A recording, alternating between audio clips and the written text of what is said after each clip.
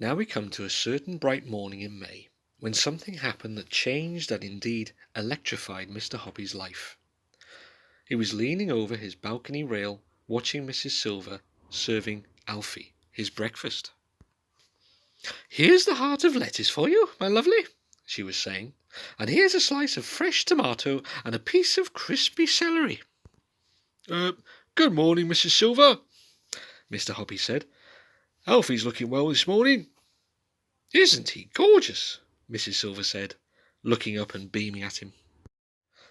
"Absolutely gorgeous," Mr. Hoppy said, not meaning it. And now, as he looked down at Mrs. Silver's smiling face gazing up into his own, he thought for the 1000th time how pretty she was, how sweet and gentle and full of kindness, and his heart ached with love. "I do wish he would grow a little faster," Mrs. Silver was saying. "Every spring when he wakes up from his winter's sleep I weigh him on the kitchen scales, and do you know that in all the 11 years I've had him he's not gained more than 3 ounces. That's almost nothing." "Well, what does he weigh now?" Mr. Hoppy asked her. "Just 13 ounces," Mrs. Silver answered. "About as much as a grapefruit." "Yes, well, tortoises are very slow growers," Mr. Hoppy said solemnly. "But they can live for 100 years. "Oh, I know that," Mrs. Silver said, "but I do wish he would grow just a little bigger. He's such a tiny wee fellow." "Oh, he seems just fine as he is," Mr. Hoppy said. "No, he's not just fine," Mrs. Silver cried. "Try to think how miserable it must make him feel to be so titchy. Everyone wants to grow up." "You really would love him to grow bigger, wouldn't you?" Mr. Hoppy said, and even as he said it, his mind suddenly went click, and an amazing idea came rushing into his head. "Oh, of course I would," cried Mrs. Silver. "I'd give anything to make it happen. Why, I've seen pictures of giant tortoises that are so huge people can ride on their backs. If Alfie were to see those, he'd turn green with envy." Mr. Hoppy's mind was spinning like a flywheel. Here, surely, was his big chance. "Grab it," he told himself. "Grab it quick."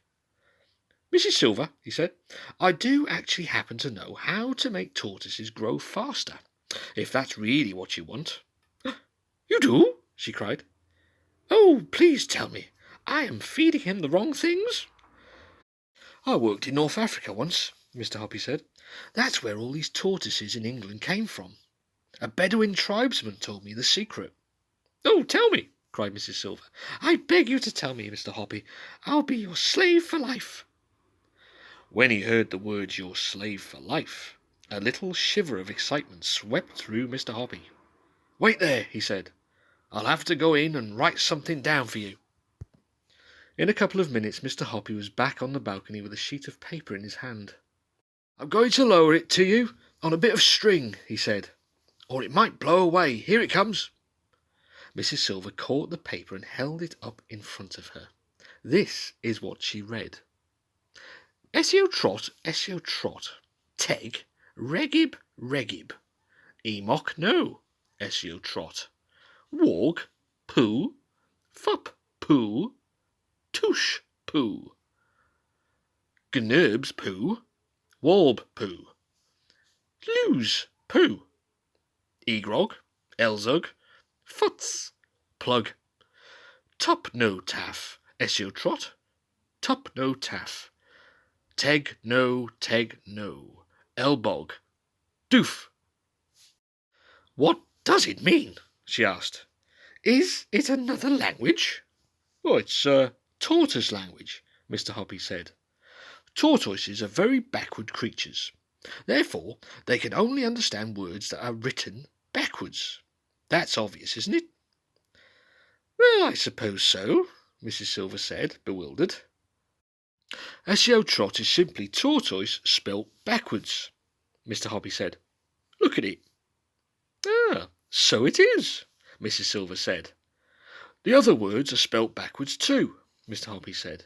"If you turn them around into human language, they simply say, 'Tortoise, get bigger, bigger. Come on, tortoise, grow up, puff up, shoot up, spring up, blow up, swell up, Gorge, guzzle, stuff, gulp. Put on fat, tortoise, put on fat. Get on, gobble food. Mrs. Silver examined the magic words on the paper more closely. I guess you're right, she said. How clever. But there's an awful lot of poos in it. Are they something special? Oh, poo is a very strong word in any language, Mr. Hoppy said, especially tortoises. Now, what you have to do, Mrs. Silver, is hold Alfie up to your face and whisper these words to him 3 times a day. Morning, noon, and night. Let me hear you practice them. Very slowly, and stumbling a little over the strange words, Mrs. Silver read the whole message out loud in tortoise language. Oh, not bad, Mr. Hoppy said, but try to get a little more expression into it when you say it to Alfie.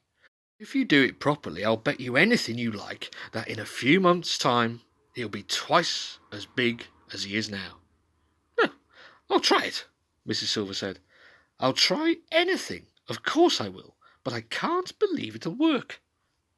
Well, you wait and see, Mr. Hoppy said, smiling at her.